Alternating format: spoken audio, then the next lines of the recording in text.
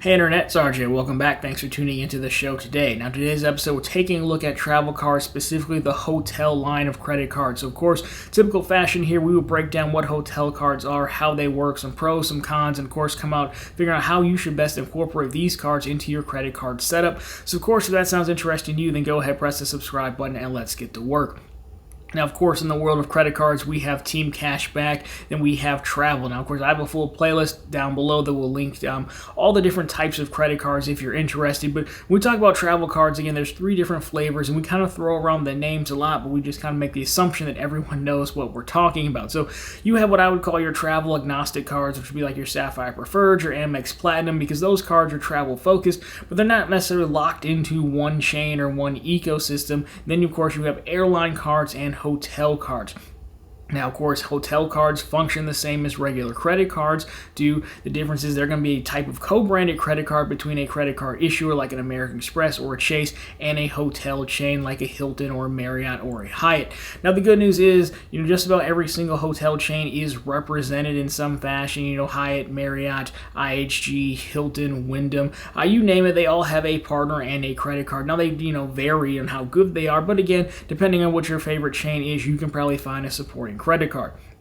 Now, again, these cards work the exact same way as regular credit cards, except, when you apply, what you're going to do through the issuer, Chase, American Express, again, whoever, because they are going to handle the, the credit side, the application, all that good stuff, the issuing of the card. You will, at application, need to already have an existing account with whatever hotel chain you're going for. The reason being is when you apply, these cards, these accounts are basically going to be linked together, so much so that if you actually get your credit card and flip it over on the back, you're going to see your rewards number, your loyalty number printed on the back of it. And the reason being here is, 1, it's obviously going to be locked into Hilton or Marriott, whoever it is. But 2, the points that you earn are going to go directly into that account, right? So you don't have to worry about transferring, ratios, portals, anything like that. Points will end up exactly where they need to be. So aside from that, though, ease of use, why might you want to consider a hotel card? Well, again, if you have a specific hotel chain that you like, well, that card is going to give you better benefits at that chain. So we'll use Hilton for example because those cards are pretty good. Now, of course, the multiplier is going to be Hilton focused, but you could technically use it at a Marriott. I don't think you'll explode the world, but again, you're not going to get the best multiplier because obviously they're designed to lock you into one system over the other. Now, in addition to that, you'll see multipliers that are, kind of everyday spend focused. You'll see groceries and dining on there because, again, they want folks to use these cards consistently, not just when they're staying at hotels. And, of course, you're going to see, some travel multipliers as well, sometimes no foreign transaction fees because, again, you're likely to need a hotel when you're traveling. But in addition to that, they also offer another level of benefits and perks that folks like as well. Now, a lot of this varies card to card, and they typically have different tiers of cards that we'll look at in a second. But some of the benefits you can expect here are going to be things like award nights. Those are pretty big. If you have an annual fee card, for example, when you go to renew it, you'll get an anniversary night, status discounts at the hotel, upgrades when available, credits towards status and lounge access, things like that. Again, very travel focused, right? So those benefits can come in handy, again, if you, stay at that hotel chain a lot. Now, I will say a lot of this really depends on where you're staying, what type of properties you're staying at. Of course, we'll talk about that on the back end, but this is best illustrated with some actual examples. So again, like I said, all hotel chains are really represented, but we're going to take a look at the Hilton cards. They tend to be a fan favorite here. So we'll go through in order, just kind of give you an example of, how you can see the benefits scale, but so do the annual fees with the cards.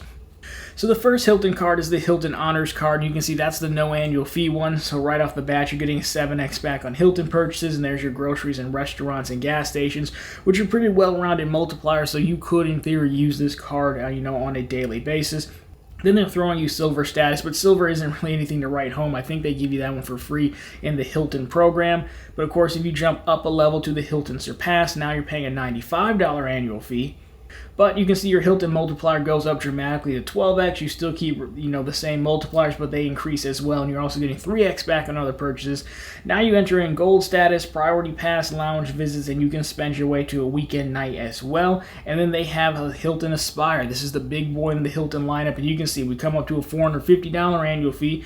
But now again, the Hilton purchases double. You get select travel, restaurants, They're also giving you diamond status, which is their highest status. You're getting that weekend reward night, an airline credit, priority pass, and a $100 property credit as well. So again, you're not spending too much time on those cards themselves. These aren't reviews, but it's just to illustrate, there's generally a ladder of sorts where you can find the hotel card that works best for you. Now, really, I would say some things to keep in mind are, just because someone's offering you a high multiplier, it really depends on how you're redeeming the points and what, the cent per point valuation is, right, to figure out what those points are truly worth, so 14x, depending on how you redeem, what types of rooms, the type of properties may or may not actually be, a solid multiplier or not. So I can link something down below so you can figure out how to calculate the value you're getting depending on the redemptions you're doing.